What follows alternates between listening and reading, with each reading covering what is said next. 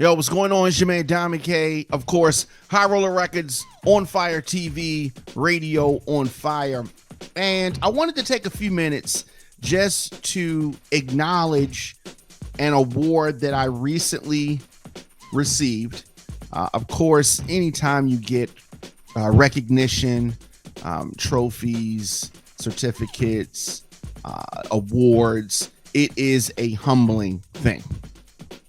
And it is a Baltimore Club Music Pioneer Award.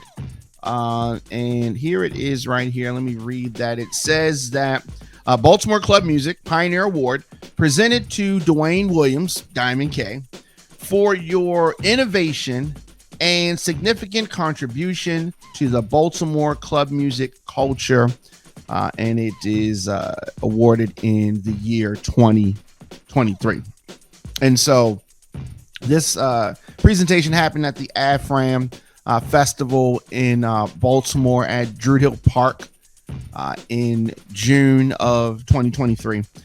And, it was a great opportunity to get together with some fellow producers, DJs, recording artists that have contributed to this culture, the club music culture that I am a part of and have been a part of since the very, very early days. And it just had me thinking back to my time and why I wanted to get into music. As far as the club music, I started out, some may know, I guess many know, many don't know. I started out as a rapper and a DJ. And so in my parents' basement and in the basement of, group members that I was working with, I began to see the rise of, it was like a hip hop house movement.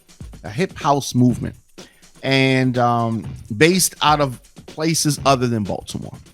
And I started to see a movement potential there.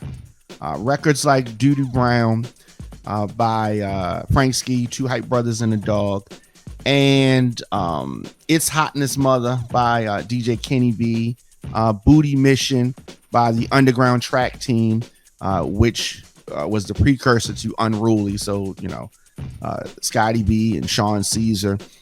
And, those records, DJ Precise, another record that really, Get 'Em Precise, another record that really motivated me. Those records and DJ Equalizer had some records coming out this time. Those records, hearing those songs mixed with some of the house records that were playing at the time, like Percolator, Yo-Yo Tribe, different imports coming from overseas and from New York. They had a handful of these records on some tapes, Sean Marshall tapes, DJ Booby, Mark Henry, some others.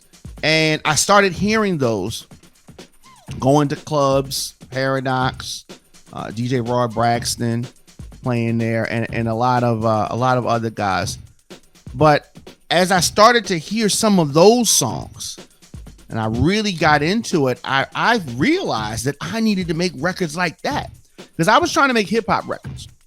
And especially at the time, we're talking about in the early 90s, Baltimore hip hop hadn't reached the point that it would reach.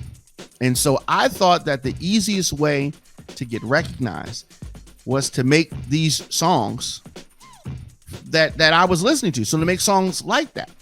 And I made my first record as a teenager, and it was a demo tape called Hey Girl, Where Your Boyfriend At?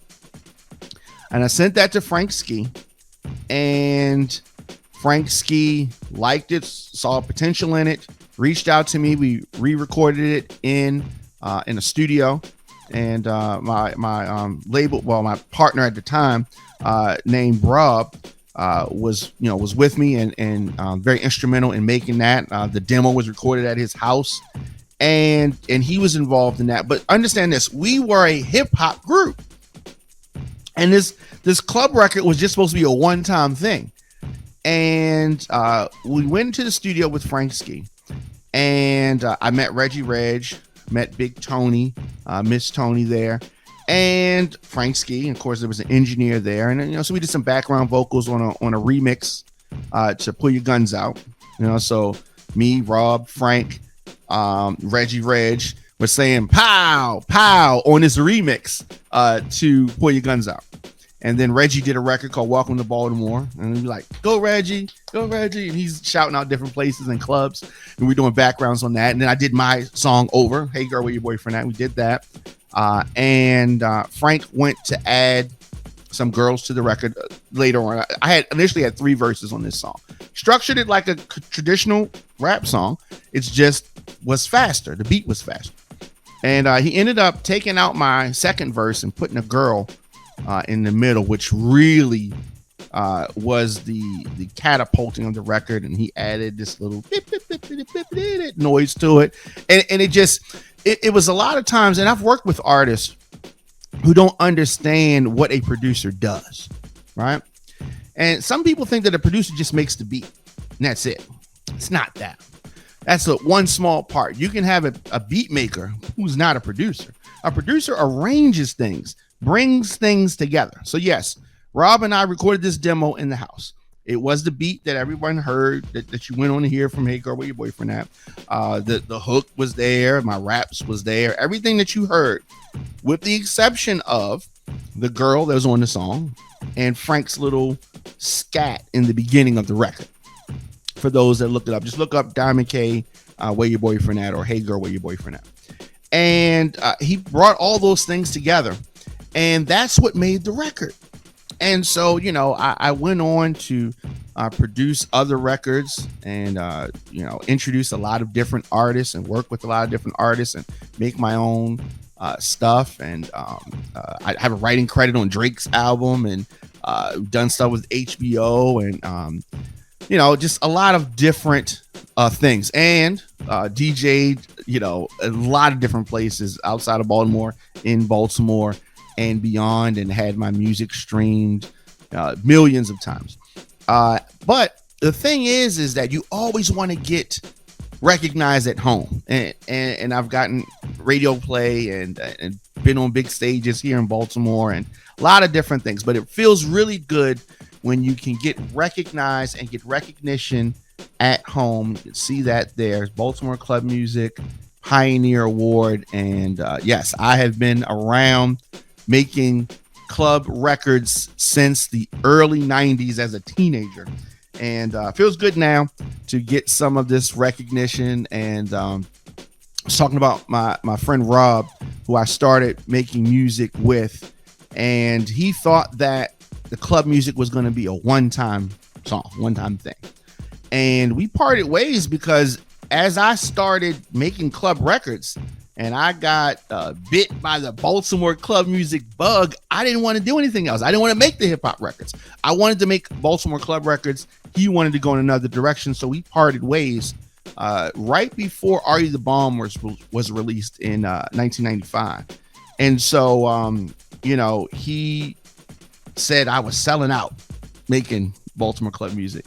And I didn't feel like that. And it was, I want you to understand, in the 90s, it was the dominant force here in Baltimore. We had artists that would come to this city that had records out on major labels that would be opening up for some of us Baltimore club music artists.